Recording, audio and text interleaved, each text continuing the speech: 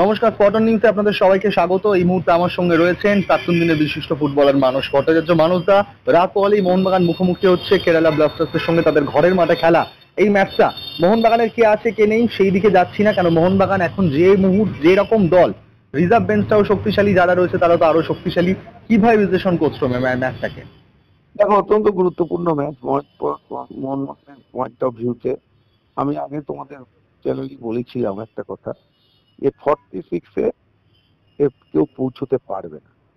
হিসাব করে দেখো, মোহনবাগানের পেছনে যে দলটি আছে, সবচেয়ে গুরুত্বপূর্ণ যে দল, একদম সেটা হচ্ছে এফসি গোয়া। তার সাথে মোহনবাগানের ডিফারেন্স হচ্ছে এখনো 7 পয়েন্টের, ঠিক কিনা? তার বাকি আছে 4টে ম্যাচ। একদম কলকাতায় ঘরের মাঠে খেলতে হবে মোহনবাগানের বিপক্ষে। একদম সুতরাং বাকি 3টে ম্যাচ। 3টে ম্যাচে যদি আমি ধরেও নেই সে 9টা পয়েন্ট পাবে, ধরেই নিলাম আমি 9টা পয়েন্ট পাবে, তাহলে 9 আর 9 18, 48-এ পৌঁছে যাবে এফসি গোয়া, ঠিক কিনা? একদমই একদমই। তার লাস্ট ম্যাচ তার বাকি থাকবে মোহনবাগানের সাথে। আর মোহনবাগান যদি দুটো ম্যাচ জিতে যায়, তাহলে মোহনবাগান কিন্তু পৌঁছে যাবে 52-তে। সুতরাং খুব গুরুত্বপূর্ণ মোহনবাগানের কাছে আগামী ম্যাচটা। যদি তারা জয় তুলে আনতে পারে তাহলে তো ভীষণ ভালো। একদম যদি নিজের পক্ষে 1 পয়েন্টও আনতে পারে মোহনবাগানের জন্য ব্যাপারটা ভালোই হবে। এমএ ম্যাচ থেকে পয়েন্ট আনা খুব গুরুত্বপূর্ণ। একদম সবচাইতে বিষয় যেটা, যে মাঠে খেলা হবে ওখানকার দর্শক প্রচুর আসে, তারা খেলা ভালোবাসে।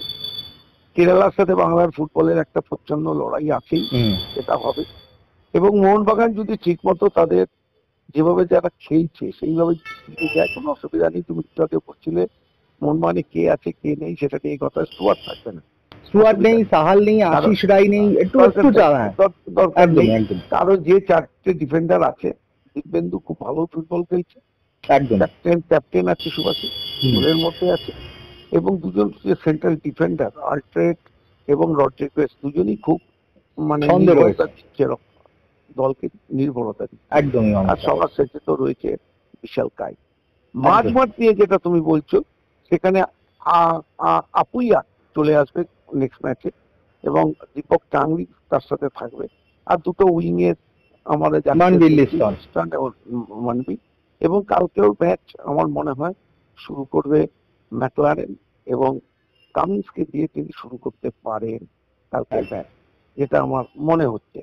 আর নলে থেকেও তিনি নামাতে পারেন, আস্তে আস্তে ভালো হয়ে আসে।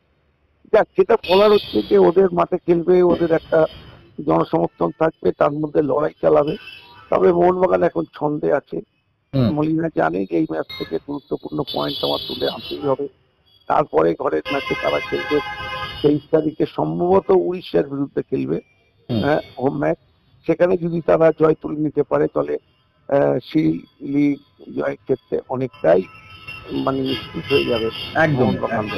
অত্যন্ত গুরুত্বপূর্ণ।